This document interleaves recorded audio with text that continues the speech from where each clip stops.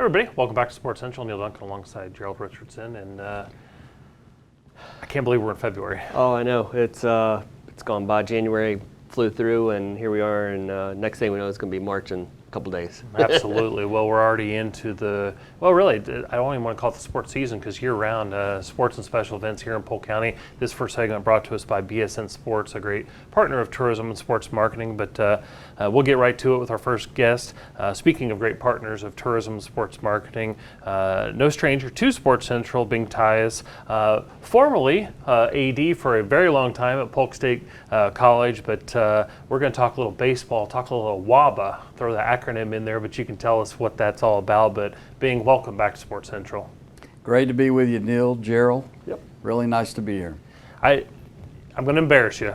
Sorry, I apologize on the front side of this, but at first I thought that nice jacket you have on there might be your Polk County Sports Hall of Fame induction jacket, but being the humble guy that you are, I quickly realized it's not, but you are a member of the Polk County Sports Hall of Fame. Well, I do cherish the jacket. I just don't want to fray it. You know, I don't wear it very much. That's right. Yeah. Well, in what year did you go in? 2018? I think 17? I think 17. Yeah, 17. Okay, I was close. But and a lot of those contributions going back to your time there at Polk State College, but really helping to move the sports industry forward in Polk County, and we always appreciate that. But now that you've retired, I'm going to use air quotes, now that you've retired, even before that, you were running a lot of baseball events, and more recently, WABA. Tell us what the acronym is and what you've been doing with WABA. WABA stands for World Amateur Baseball Association. It's kind of ironic it had evolved into WABA. It started as Polk County Sports Marketing in the early 90s. A bunch of high school coaches and myself started a group to help develop and promote the county players. Mm-hmm. And how has that changed over the years? I know the sport aside of the changes, but just talk about how, since you've retired, you've been able to grow that. And again, these are events bringing people in from all over, bringing that economic impact into Polk County. Well, it started as a hobby and fast turned into a job. But yeah, it has evolved into a pretty big organization. We've gotten to the place now where we host 13 events. We bring in 450 teams into this area. We do 5 junior college series events that have turned out to be very nice events. We do 2 World Series events that we're very proud of. One of them is an international event, and hopefully this year it's going to get back to where it used to be, with a lot of international teams. So we're very excited about what's coming up, and we're just glad to be doing it another year, and very fortunate to be doing it with Polk County Sports Marketing. Been a great partner.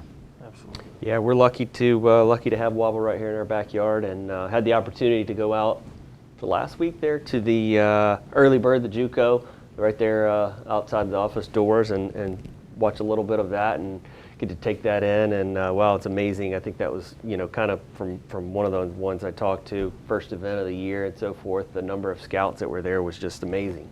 But speaking of Lake Myrtle, what is it that makes Lake Myrtle just a great complex for you and for this organization and all the other organizations that utilize Lake Myrtle? The design of that facility is fantastic. Everyone loves it. The scouts love it because they can see all the games at one time. The parents love it because the facilities are nice. The players love it because the fields are great. And by the way, I have to tell you, Lake Myrtle has really stepped it up. And this past event, many of the college coaches came to me and said, wow, what a great facility. They're really doing a good job keeping this up. So hats off to the city of Auburndale and that grounds crew who've done a fantastic job getting that facility ready. Yeah, and you talk about the facility. Of course, it's gearing up. It won't be long, and we'll talk about it a little bit later. But RustMat, the return of RustMat in its entirety. So there, as well as the Channel Lakes and the Northeast Regional Parks. So very excited about that coming back. But baseball is such a big part of.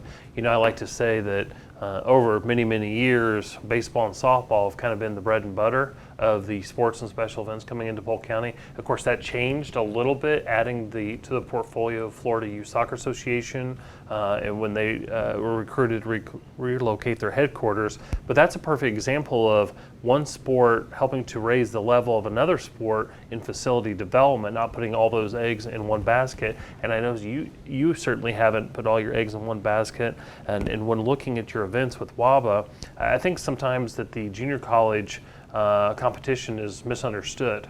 There's a number of reasons why someone might be opting to go to junior college before going to whether it's Division III, Division II, Division I, NAIA. There's multiple levels of play. Talk about the junior college level and why that's important to Polk County.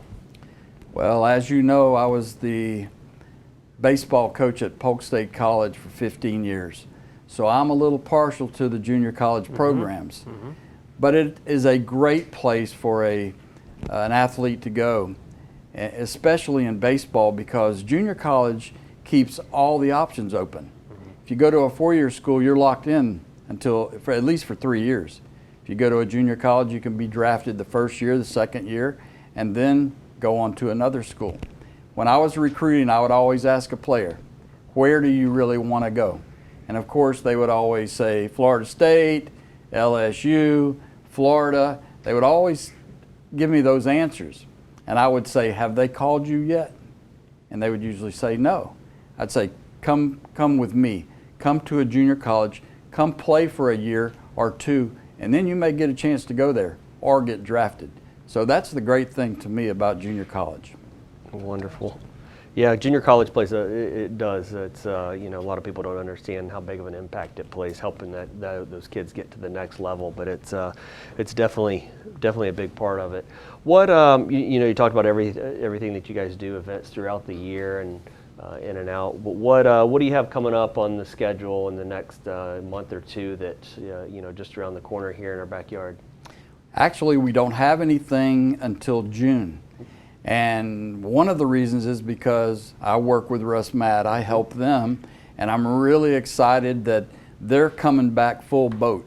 I was very distraught because they weren't able to get it off the ground, and COVID killed a lot of us. But fortunately, they're back, and they're back strong, and I'm really glad for them. But that's the main reason we don't have anything until the 1st of June. Yeah, but let's talk about that next event when it's coming up, because again, these events don't just show up, they're recruited here, and then there's a lot of work that goes into facilitating those events. So I'm assuming you and your crew are already working on those events, and tell us what that event looks like, because I know, as Gerald said earlier, and you said as well, being the number of scouts and the number of people that are attending these events. Talk about that side of it and why that's important, because it's not just the teams, it's also all these other people that come along for these events. Well, almost all of our market is high school age and up. Mm-hmm. So when the high school season is over, around the 1st or middle of May, now the travel teams start forming and putting their teams together. And that's why we start in June. Well, those kids are starting, especially the juniors and the sophomores, they're starting to get their resumes out. They're starting to promote themselves, and we try to help them do that. We have a couple of ways of doing that, but I think that's the reason we attract that market, and they come to us, and we've been pretty successful helping them do that. Yeah. Wonderful. What I know you've just speak a little bit more about your events. I know you've had a few over the past few months that you guys have hosted. What are some of those that kind of stood out to you and the successes of those? Well, you were talking about the JUCO event from last weekend. What most people don't realize is all of the organizations who put on baseball events, the main thing they're trying to do is help kids move on. And you pointed out there were 150 at least college and pro scouts at our event. We try, and as you said, we start marketing that event and trying to attract those recruiters to come and see our teams play. And so last weekend we brought in 14 college teams. We brought in 16 travel teams to go with that. So now there's something for everybody. The scouts were there, the colleges were there, and even the colleges who are playing are looking at the travel teams who are there. So that's one of the reasons that JUCO series is a very good series, because it attracts those coaches and those scouts to those events. Well, I think you just hit on something without bringing it to the forefront, the fact that we talk all the time that these events don't just show up. They have to be recruited here. There's a lot of legwork, not only for the location, but for the event organizer, because the competition, okay, this doesn't mean this is the only event that they can attend. There's competition. I think there's even an event this weekend, similar style, all the way up in the Panhandle. So you have to sell the event organizer to bring the event to Polk County, and then the event organizer has to sell the event to the participants, but then you also have to sell it to the coaches and scouts so that the teams will want to attend, so it all kind of circles each other. So talk a little bit, I know we're running short on time, but talk about the competition that's out there with like events. Well, you did hit it on the head. There is another organization who copied our format, and they're running an event in Panama City. Well, that's good, and I'm glad for that. But we're all about quality here. We're all about working with Polk County Sports Marketing. We're all about taking care of our county and our people. So we work on quality first, and then the event year after year sells itself. We do promote it, but the main thing is quality. And once we have that quality, we got something. Well, Bing, we certainly appreciate everything you do. Polk County Sports Hall of Fame member, Bing Tyus, busy guy. So we appreciate you coming on. That's another team looking to sign up, but we appreciate you coming on Sports Central, and we look forward to having you back. Well, earlier in this segment, we talked about the return of Russ Mat Baseball, the Central Florida Collegiate Invitational, coming back full force. We're looking forward to it, but we've got some footage here of past events so you can get ready for their return. Gerald and Neil, be right back here on Sports Central.